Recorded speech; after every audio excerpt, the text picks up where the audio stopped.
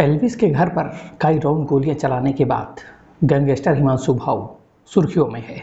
जहां एक के बाद एक हिमांशु भाऊ गैंग ने कई बड़ी वारदातों को अंजाम दिया है।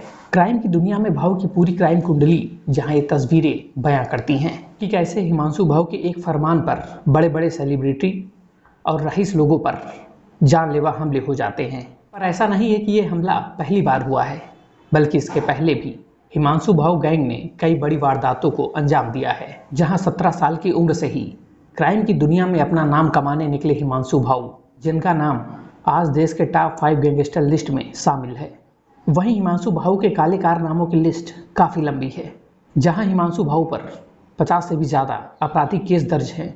लेकिन जरा आप समझिए कि आखिरकार कौन है हिमांशु भाऊ, जिसे दिल्ली का छोटा डॉन कहा जाता है। तो रोहतक के रिटाली गांव का रहने वाला हिमांशु फर्जी पासपोर्ट बनाकर दुबई भागा था और फिर वो वहां से भागकर पुर्तगाल, जहां उसने अपना एक नया ठिकाना बना रखा है, और वहीं से वो अपनी जबरन वसूली गैंग चलाता है। जहां दिल्ली समेत कई राज्यों में हिमांशु भाऊ का दबदबा है, वहीं दूसरी ओर हिमांशु भाऊ लॉरेंस बिश्नोई का एक जानी दुश्मन भी बन चुका है। जहां साल 2023 में इंटरपोल ने हिमांशु भाऊ के खिलाफ रेड कॉर्नर नोटिस जारी किया था और फिर हिमांशु भाऊ के नाम 2.5 लाख का इनाम भी घोषित कर दिया।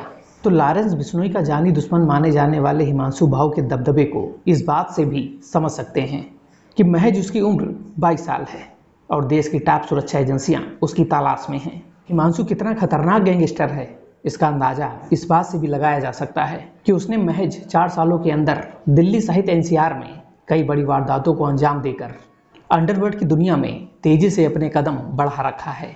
तो हिमांशु भाऊ के बारे में ये भी कहा जाता है कि जब शहर के अंदर ताबड़तोड़ गोलियों की आवाज़ सुनाई देती है तो सबसे पहले पुलिस को भाऊ गैंग पर ही शक होता है। तो हिमांशु भाऊ के नाम से दहशत इसलिए भी है क्योंकि उसकी क्राइम कुंडली काफ़ी बड़ी है।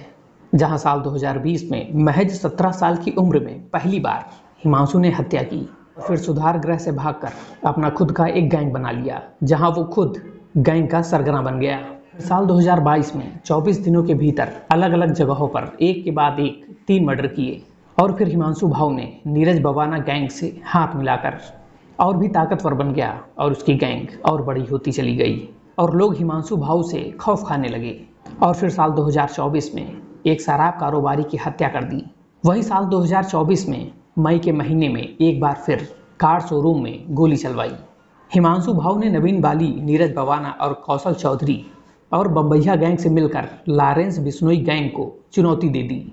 जहां हिमांशु भाऊ पर अब तक 50 से भी ज़्यादा आपराधिक केस दर्ज हो चुके हैं। वहीं दिल्ली पुलिस ने भाऊ के खिलाफ मकोमा लगा दिया।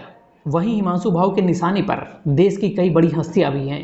तो भाऊ के निशाने पर इस वक्त एल्विस यादव है, जहां इसके पहले राहुल फजलपुरिया के काफिले पर भी भाऊ गैंग ने गोलियां बरसाई थी। तो वहीं फजल से जुड़े और बाकी फाइनेंसर भी भाऊ के निशाने पर रहते हैं। वहीं हिमांशु भाई की क्राइम कुंडली इतनी बड़ी है, बल्कि जितना देखा जाए उतना कम है। वहीं आज हिमांशु भाऊ का नाम 5 बड़े गैंगस्टर लिस्ट में शामिल हो चुका है।